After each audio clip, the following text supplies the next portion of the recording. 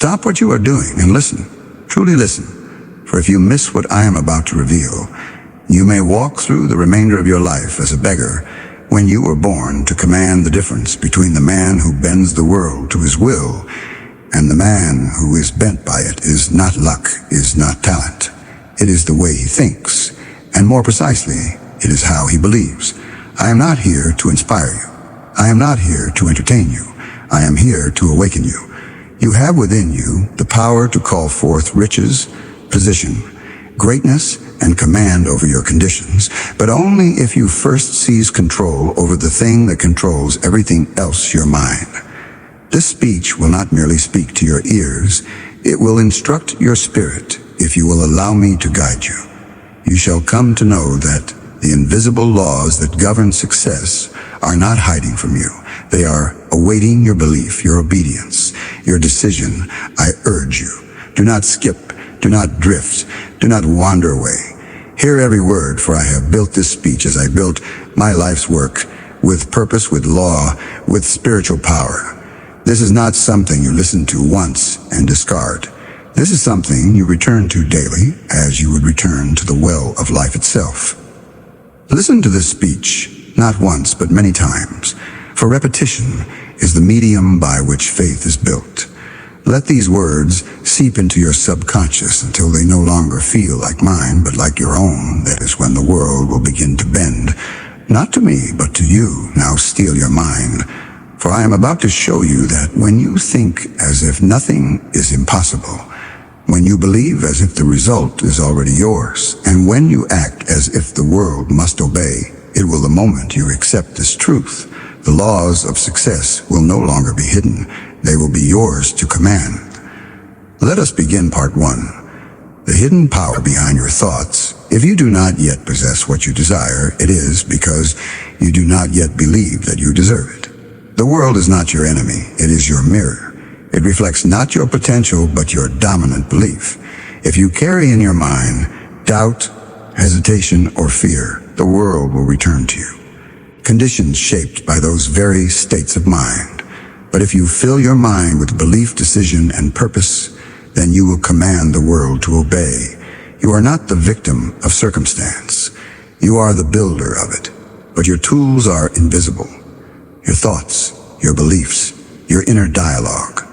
A man becomes what he believes, for belief is thought, fused with emotion and decision. Dominating thoughts, once mixed with feeling and repeated with conviction, descend into the subconscious mind, and from there they are transformed into reality. That is not philosophy, that is law. There is no magic in this. There is no mystery. The great secret of all successful men is that they chose their thoughts with intention. They backed them with faith, and they held to them with persistence. They did not leave belief to chance. They made belief a discipline. When I tell you that the world bends to the man who acts as if nothing is impossible, I do not mean fantasy. I mean accurate thinking applied to definite purpose through the law of belief. You may work 12 hours a day. You may toil and struggle and sacrifice, but if your thoughts are vague, if your belief is weak, then your results will betray you. For the subconscious does not respond to effort. It responds to conviction. It responds to what you believe is already yours. That is why belief, when backed by definites, is more powerful than work alone. Work without belief is wasted energy. Belief without action is mere daydream, but belief fused with decision is power. There is a vast difference between a man who wishes and a man who believes. The one hopes vaguely, the other knows with certainty. The one waits for permission, the other acts without it. The one looks to the world for proof before he commits, the other commits and makes the world yield proof. The world does not reward the man who waits. It rewards the man who declares wishing is weakness. But belief supported by decision is irresistible force. And so I give you this truth. I am the master of my belief. What I believe with emotion and act upon with decision becomes real. Say it aloud, not once, but every morning, every night, until your mind no longer questions, until your speech and your posture and your action all declare it without hesitation. Speak it until the doubt is gone. Speak it until you become what you speak. The tongue is the steering wheel of the subconscious, and belief is the engine. If you hesitate, the world hesitates. If you believe, it obeys. That is the strange and perfect symmetry of life. You do not need to chase success. You need only to chase certainty when your inner belief becomes definite. Your outer world becomes obedient. Men do not win by chance, they win by internal cause. And that cause is always, without exception, a belief they refuse to question. You must now dismantle the resistance within you. Every excuse, every hesitation, every fear that says, it may not work for me, is a lie you accepted from the world. You were not born with that doubt. It was given to you by voices who gave up on their own power. Now is the hour to reject it. Tear it from your mind, as you would tear weeds from your garden. Replace every mental hesitation with this phrase, it is mine. Because I have decided, some will tell you that acting as if is self-deception. They are mistaken to act as if nothing is impossible. Is not fantasy. It is spiritual law. The Creator did not give you imagination, so you could pretend He gave you imagination, so you could preview the future before it arrives. And belief makes the future arrive. Act as if the wealth is yours, and it will begin to assemble itself. Act as if the position is yours, and your mind will gather the means to achieve it. There is a spiritual principle at work here, one not taught in schools or whispered in the corridors of average thinking. It is this: what you consistently believe and act upon with feeling and definiteness must externalize in the world of form. The world does not resist your belief. It responds to it. It molds itself to your inner commands. You are not waiting for conditions to change. Conditions are waiting for you to believe. And so I say again with solemn intensity, if you change your mind and act as if it were already so, life has no choice but to conform. The laws of success are not delayed by your environment, your education, or your upbringing. They are delayed only by your indecision. If you wish to see change, you must first become it. Speak differently, walk with conviction. Carry yourself as if you are already what you seek to become. Begin today, not tomorrow, not when you feel ready. Begin. Now write your definite chief aim, state it aloud. Say it with power, read it morning and night back. It with feeling command. Your inner world and your outer world will follow you. Are not small. You are not weak. You are a master builder, and your belief is your hammer. Use it, shape your destiny with it. Declare, I am the man who makes the impossible, submit, and act like it. Part 2. The faith that commands circumstances. Faith is not a passive thing. It is not a whisper in the dark or a timid hope. It is the mind's iron declaration that what I see within me shall become what surrounds me. Faith is power. It is fire. It is the force that drives men to move mountains, not because they have proof it can be done, but because they have decided it must be done. Faith is the spiritual substance by which every great achievement has ever been built in Think and Grow Rich. I taught that faith is a state of mind which may be induced by autosuggestion. This is the vital key. Faith is not given to you. You manufacture it by what you speak, what you feel, and what you repeat. Faith is the master chemistry of the mind. It is the elixir that gives life to thought. Without it, your aim is lifeless with it. Your thought becomes a spiritual command. It penetrates all resistance. Let me make this plain. You do not wait for faith to appear. You do not ask the world to give you evidence before you believe. That is not faith, that is indecision, masquerading as logic. You decide to believe, you speak it, act upon it, live it, and the feeling will come, and once the feeling comes, it must be held intensified and directed toward your definite chief aim. That is how men build empires from nothing. Consider Henry Ford, a man not trained in engineering, not certified by academia, not backed by powerful men. He conceived the idea of the V8 engine and demanded it be built.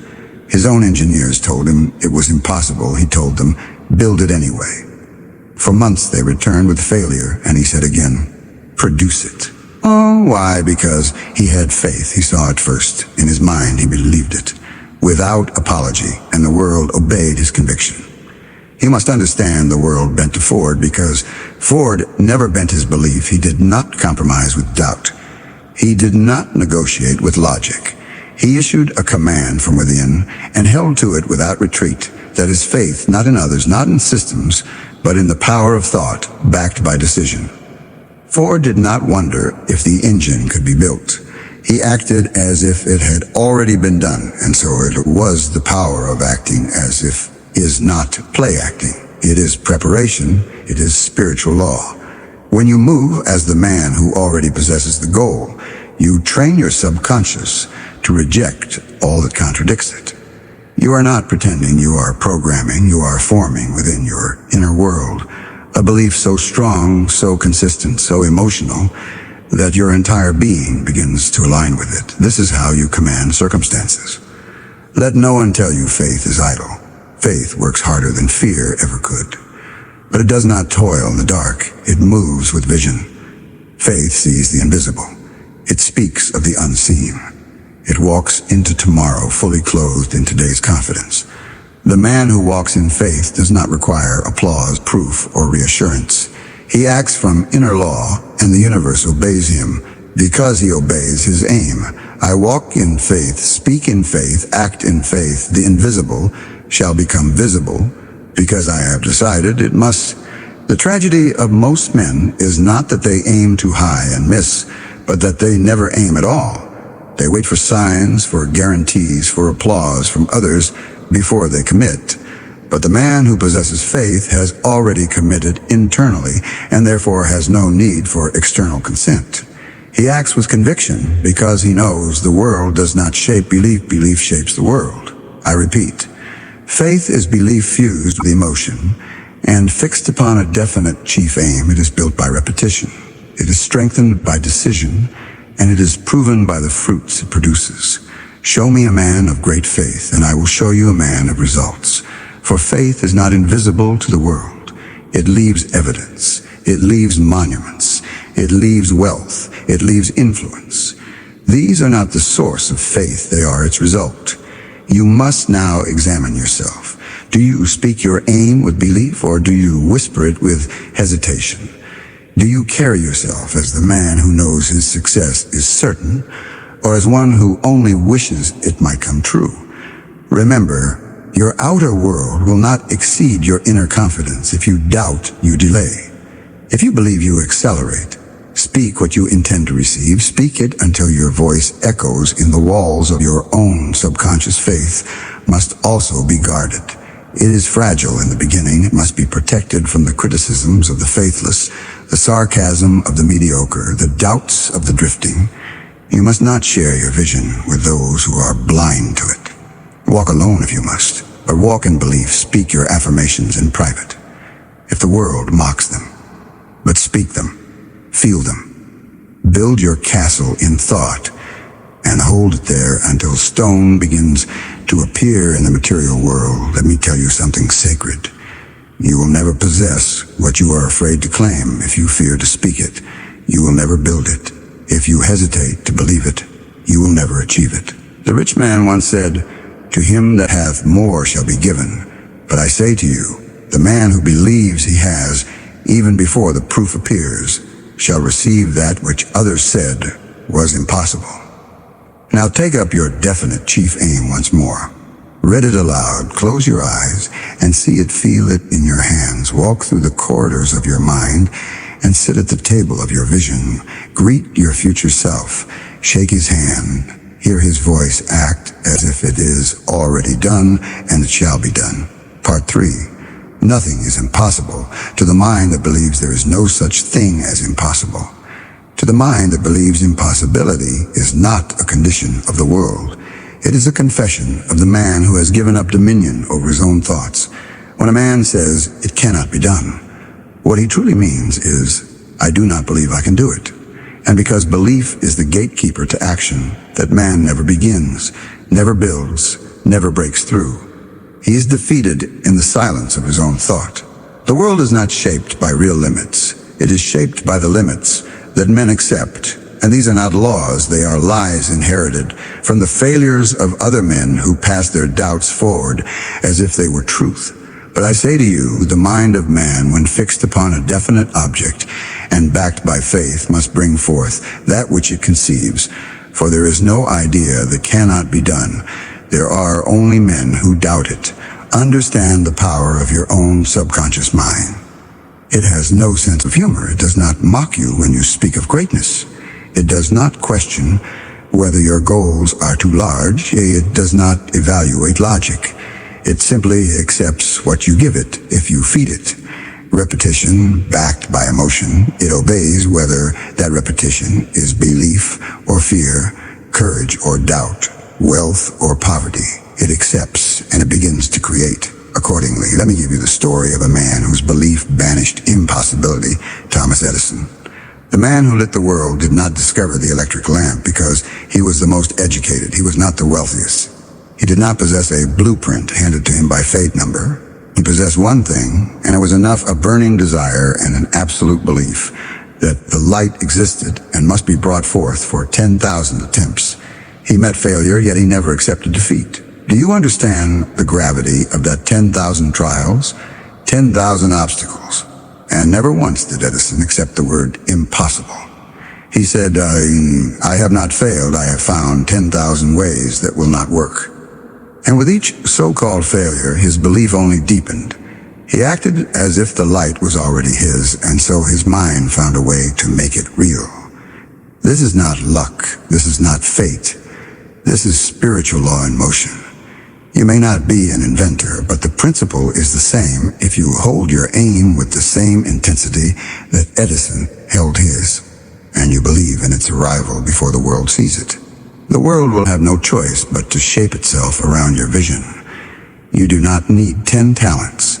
You need one belief, and that belief, when fused with persistence, will bend the world to your plan. Let this affirmation now become your command. I command the impossible to submit. I speak what is to be, and I act until it is. So say it with fire. Say it with vision. Say it until your actions become bold, your speech becomes certain, and your eyes begin to look only forward. There is no mountain that can resist the man who refuses to retreat. You must make up your mind that you are done negotiating with impossibility. Now I must warn you, there are thieves of this power. They do not wear masks. They do not break into your home. They break into your thoughts. They come in the form of the 6 ghosts of fear. If you are to walk in power, you must know their names, and you must reject them daily. They are the fear of poverty, the fear of criticism, the fear of ill health, the fear of loss of love, the fear of old age, and the fear of death. Of these, the 2 most dangerous to the man pursuing belief are the fear of criticism and the fear of poverty. The first paralyzes your expression. It causes you to hesitate before speaking your truth. The second imprisons your imagination. It causes you to believe you must stay small to survive. But let me make this plain. If you entertain these fears, even for a moment, you interrupt the current of faith. You cast doubt into the garden of your mind. If you wish to walk in belief, you must guard your inner world. No seed of doubt must be allowed to grow. You must watch your thoughts as a soldier watches the gate. You must speak only that which reinforces your power, for the subconscious listens. It listens always. It hears your casual words. It hears your jokes. It hears your complaints. And whatever you repeat, it accepts. So you must speak with intention. You must declare the impossible as inevitable. Do not say, I hope. Do not say, I wish. Say, I am. Say, it is done. Say, this is mine, and act in accordance. Dress as if, move as if, spend your time, as if, believe as if not. Because the evidence is there, but because you are planting the evidence, because you are laying down spiritual cause before the physical effect has time to appear. This is how a man who believes lives. He does not wait. He creates. You may have been told you need more experience. You may have been told you are too late, too early, too poor, too unqualified. But the man who believes does not consult those opinions. He does not measure his power by the standards of the world. He measures it by the laws of thought which obey belief and persistency. Not pedigree. You are not what others say you are. You are what you decide to believe and what you consistently prove through action. Remember, Failure is not final unless you believe it is real.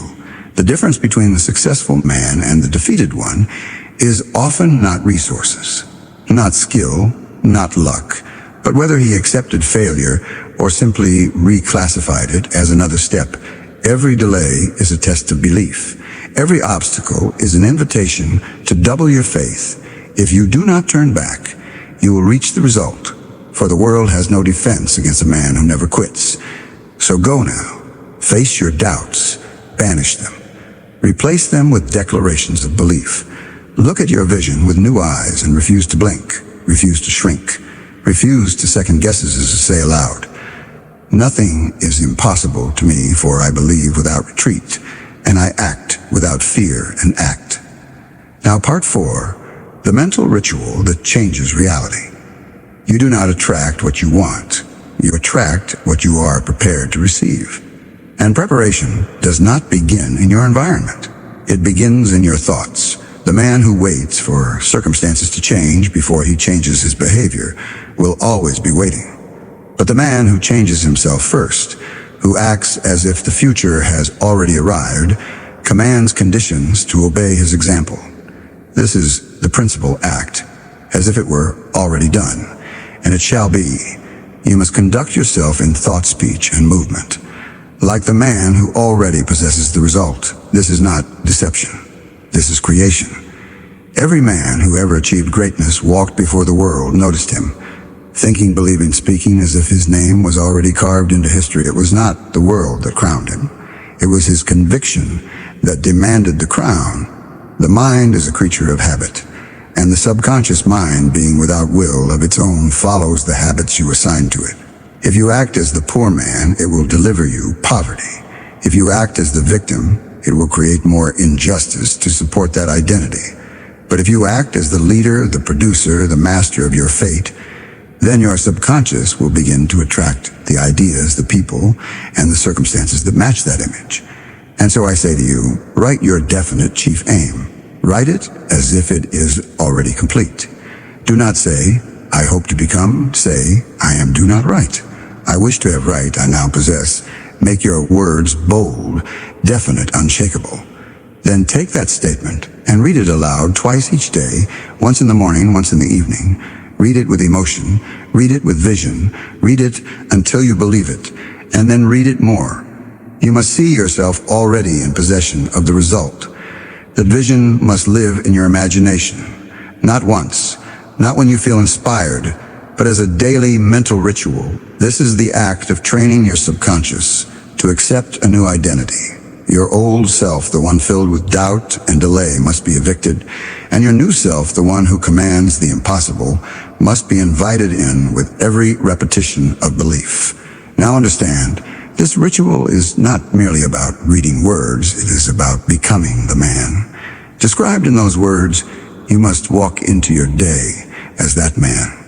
You must speak to others with his posture. You must carry his tone, his rhythm, his spirit. When you speak of your aim, do so as if you are unveiling it, not requesting permission for it to exist. Act as if the ink on your destiny has already dried. Let me give you a living example. Andrew Carnegie. He did not build steel by force. He built it by belief. He did not wait for others to prove themselves before treating them as leaders. He treated every associate as if they were already great men. And by doing so, they rose to match the image he held of them. This is the silent law. When you act as if something is true long enough, it must become true. The ritual of morning and evening suggestion is no idle superstition. It is the furnace in which identity is reforged. If you rise each morning and immediately read your aim aloud with clarity and feeling, you set the tone for your day. If you speak it each night before retiring, you hand your subconscious a command to work upon while you sleep. Over time, this rhythm becomes your inner music, and it will override all previous noise. Now let us make this declaration. I conduct myself in thought, speech, and action as if I already possess the result I seek. Say it with finality, do not whisper it. Own it, for what you declare repeatedly becomes law in the land of the subconscious. And once that law is written, The machinery of your mind begins to move. In its service, ideas emerge, energy increases, coincidences appear. Why? Because you have changed your vibration of identity. And let me be clear, this transformation does not require the approval of others. You do not need applause to act as if you are powerful. You do not need titles to behave with authority. You do not need wealth to speak like a builder of fortunes. These things come after the behavior. Not before. Your actions must lead. Your emotions must follow, and the world must then respond. Let us speak of behavior. The man who acts as if he is defeated carries slouched shoulders, avoids eye contact, speaks in uncertain tones, and hides from challenge. The man who acts as if he is victorious stands tall, meets eyes, directly speaks with calm command, and walks toward the struggle with eagerness. These are not random traits. They are reflections of belief. You must choose which version of yourself you will breathe into being. But what if doubt remains? What if fear clings? Then act anyway. For action repeated will strangle doubt. There is no greater antidote to uncertainty than motion. You cannot wait to feel confident before you behave with conviction. And that is not how transformation works. You must earn confidence through performance. Each time you act in faith, your mind collects evidence that you are who you say you are, and soon a shift will occur. A new identity will emerge, one that no longer plays small, one that no longer hides behind past mistakes, one that no longer fears the opinions of the world. You will begin to carry your purpose with dignity,